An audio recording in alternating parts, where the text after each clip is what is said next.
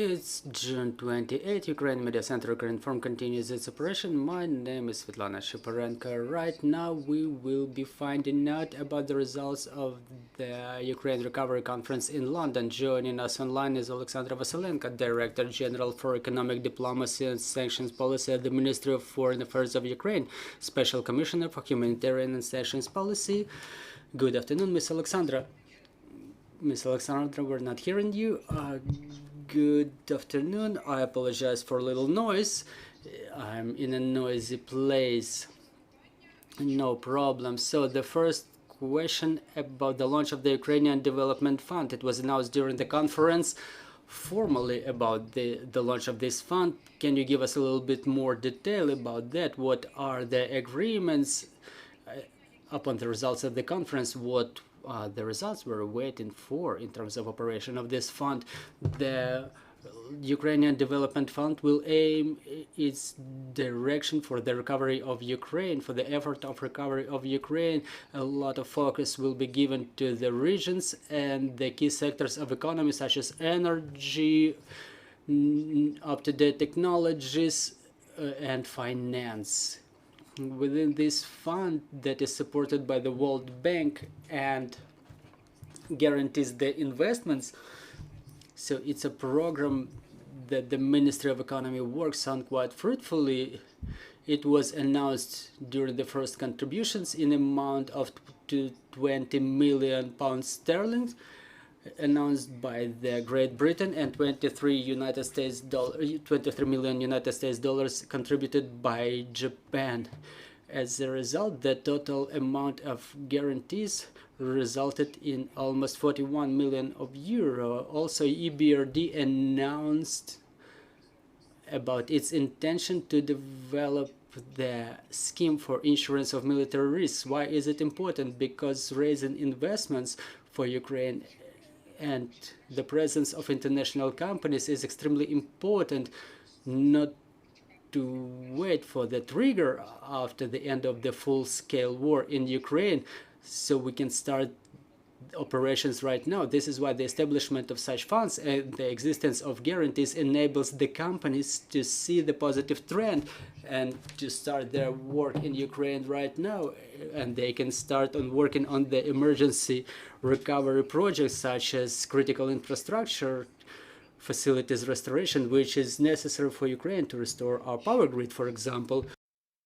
Yet another good news upon the results of the conference, it was the establishment of the Green Steel platform for the first time, the special cluster for Ukraine. Can you give us more details about that? There was a round table established with involvement of Ukrainian manufacturers such as Metinvest, ArcelorMittal, also present were the funds who deal with green steel and green energy issues. It was headed by Rostislav Sharma, the deputy head of the Office of the President. We presented the concept of operation of Ukrainian metallurgical industry using the green technologies. Why is it important? Because today Ukraine is one of the biggest manufacturers of steel, and the metallurgical industry is very powerful in Ukraine. This is why the use of green steel technologies will allow us to switch to move European metal industry to Ukraine. The use of green energy, green metallurgy, specifically the hydrogen in this process, will allow us to make the industry environmentally friendly, to reduce the amount of emissions, so we comply with the requirements of European Green Deal, and it will create a powerful foundation for our economy by creating new jobs. As to the financial support, there is a number of agreements with international partners, including European Union. So what are the most important agreements that we were able to reach? Or to achieve, I apologize. I think that one of the most important news that we've heard during the conference in London was the announcement of 50 million euro support announced by Ursula von der Leyen. Also, there was announcement of additional support in amount of 1 billion and 300 million which will be channeled at the restoration of critical infrastructure of Ukraine. Great Britain provided the guarantees in amount 3 billion of United States dollars for the loans of the World Bank. Also, Switzerland expanded its support of Ukraine in amount of 1 billion and 500 million Swiss francs. So we see that our partners are ready to cooperate with Ukraine, ready to work with Ukraine, and they are ready to extend the financial support, which is so vital for the support of the Ukrainian economy. We witnessed this positive trend, which is continuing from one recovery conference to another, and in these interim phases there are other events being held, like the one in Rome last time, which demonstrate that there is an active interest with regard to Ukraine, and thus our partner countries send us the signal to their businesses that they are ready to work with Ukraine, and this is why it's important. And how does the West assess the economic and social damages caused to Ukraine by Russia, and what are the methods of compensation that are being discussed now?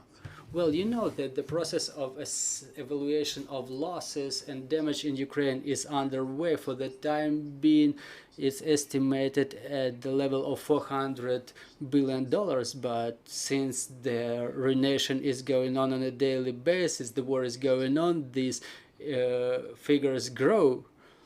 So talking about some final results is a little bit premature. Talking about the potential sources of compensation, obviously a lot of discussions were around the use of the frozen Russian assets that can be used, and also during one of the side events of the conference, which was devoted to the sanctions, different possibilities were discussed as to the taxes on Russian oil that can be channeled for compensation of losses and damage in Ukraine, so that this compensation is more dynamic, because the matter of frozen assets may be extended in time, and the matter of reparations was discussed too, and the mechanisms for their payment.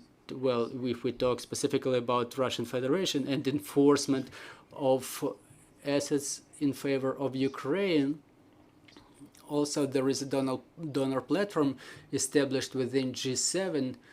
It's a coordination financial platform which has its offices in Kyiv and Brussels. It's the platform called G7 Plus, which is supposed to directly work with raising funds, both financial funds from private funds and banking institutions and international financial institutions for the recovery of Ukraine. Thank you very much, Ms. Oleksandra. Dear colleagues, do we have questions on the floor? Nadia Yurchenko, Ukrinform, good afternoon. I have a couple of questions, and the first one will be a conceptual question. Maybe it's not the first conference for the reconstruction of Ukraine. What do we urge our partners to be engaged in? Do we want to recreate the older economic model with the new technologies, or do we offer any breakthrough ideas? That's my first question. Thank you for this question. Obviously, we're not talking about restoration of Ukraine as it was looking before the war. When everything is destroyed to the ground, it's not feasible to rebuild everything based on the old principles, but rather with the account of the new realities. The country of Ukraine is seen by our international partners as the platform for different new economic concepts. I understand that this question may be related to metallurgical industry as well, but the matter of green steel and the use of green technologies in manufacturing of steel and in metallurgy, they are very interesting, and they are of breakthrough nature given the Ukrainian geography. Also, a lot of attention was paid to the development of power grid, decentralization, development of alternative power sources of Ukraine, the further supply of electric power, replacement of traditional power sources with the renewable power sources. that Ukraine can supply to the global markets. And now we already see some outcomes of this conference. The discussions have already started about building of Ukraine-Germany power partnership. Thus, Ukraine is being represented by us, the representatives of the government of Ukraine, as an innovative breakthrough country. We focus mostly on innovative technologies that were engaged in recovery of our economy. Even talking about the agrarian sector, the focus was still on the smart farmership, the decrease of dependency on fertilizers, because we understand now that there is a problem with the supply of the gas existing in the world, and the manufacturing of fertilizers is quite a critical matter, and the use of technologies which would allow minimizing the use of the fertilizers is on everyone's agenda. And here we're not only talking about the development of Ukraine as an agrarian country, but also as a country, a guarantor of food security, but it's also about the support of our partners in the countries of the global south. There was a focus on the innovative technologies. Well, I apologize, I have not understood what you explained to me, but what are the industries that we bet on after the end of the war? So we bet on the critical infrastructure, finance, and renewable energy. Also, during this conference, we were offering the potential of Ukraine or some specific projects that the investors can get involved in and start their implementation.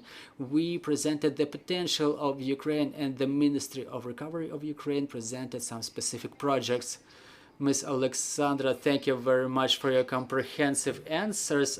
I'm reminding you that we were discussing the outcomes of the Ukraine Recovery Conference in Ukraine. We were talking about it with Oleksandra Vasylenko, Director General for Economic Diplomacy and Sanctions Policy of the Ministry of Foreign Affairs of Ukraine, Special Commissioner for Humanitarian and Sanctions Rights. Ukraine Media Center Ukraine Forum will continue its operation tomorrow. Once again, happy Constitution Day.